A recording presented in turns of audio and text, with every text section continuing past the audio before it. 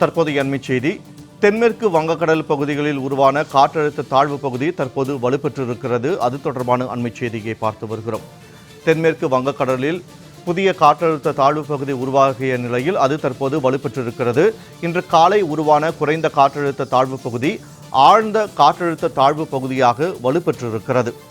தென்மேற்கு வங்கக்கடல் பகுதியில் ஆழ்ந்த காற்றழுத்த தாழ்வு பகுதி நிலவி வருகிறது. தற்போது இது வலுப்பெற்றிருக்கிறது. அது தொடர்பான அண்மைச் செய்தியை பார்த்து வருகிறோம்.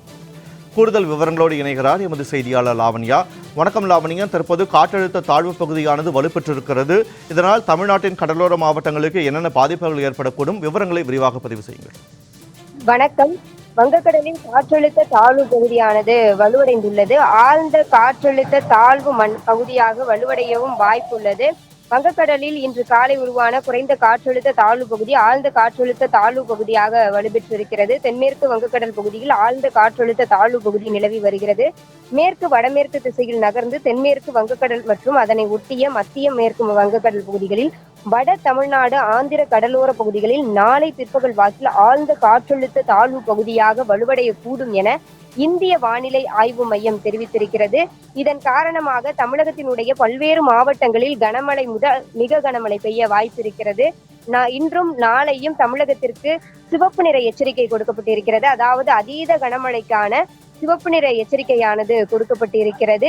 ஏற்கனவே தமிழகத்தினுடைய பல்வேறு மாவட்டங்கள் மழையில் சிக்கிக் கொண்டிருக்கிறது. அதாவது மலையோர பகுதிகளை எடுத்து பார்த்தீர்கள் என்று சொன்னால் கோவை, நீலகிரி ஆகிய மாவட்டங்கள் தொடர்ந்து ஒரு நல்ல மழைப்பொழிவை சந்தித்து வருகிறது. அது மிக கனமழை முதற்கொண்ட பல்வேறு சாத்தியங்கள் அந்த மாவட்டத்திற்கு இருக்கிறது.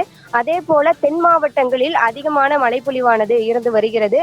குறிப்பாக தூத்துக்குடி, நெல்லை, தென்காசி முதலான மாவட்டங்களில் சமீப காலமாக மிக கனமழை பெய்து வருகிறது. அதே போல டெல்டா மாவட்டங்கள் திருவாரூர், தஞ்சை, மயிலாடுதுறை, நாகப்பட்டினம் முதலான மாவட்டங்களில் மழை வெளுத்து வாங்குவதாக அப்பகுதி மக்கள் கருத்து தெரிவிக்கிறார்கள். அதே போல சென்னையை சுற்றி இருக்கக்கூடிய சென்னை, காஞ்சிபுரம், செங்கல்பட்டு முதலான மாவட்டங்களிலும் தொடர்ந்து மழை பெய்து வருகிறது. குறிப்பாக சென்னைக்கு ஆரஞ்ச் அலர்ட் விடுக்கப்பட்ட ஒரு நிலையில் தற்பொழுது தமிழகத்திற்கு இன்றும் நாளையும் சிவப்பு நிற எச்சரிக்கை கொடுக்கப்பட்டிருக்கிறது. இந்த சிவப்பு நிற எச்சரிக்கையின் காரணமாக சென்னையில் கனமழையையும் தாண்டி மழை பெய்ய வாய்ப்பு இருக்கிறதா என்ற ஒரு கேள்விக்குறியும் எழுப்பப்படுகிறது. காலை முதற்கொண்டே சென்னையில் ஒரு தூறல் மழை தொடர்ந்து அவ்வப்போது விட்டு மிதமான மழையும் வெளுத்து வாங்கி கொண்டிருக்கிறது. சென்னை என்றாலே மழைக்கும் சென்னைக்கும் 7ஆம் பொருத்தம் என்றுதான் சொல்ல வேண்டும். ஒவ்வொரு வடகிழக்கு பருவமழையின் பொழுதும் சென்னை தப்பித்த பாடில்லை.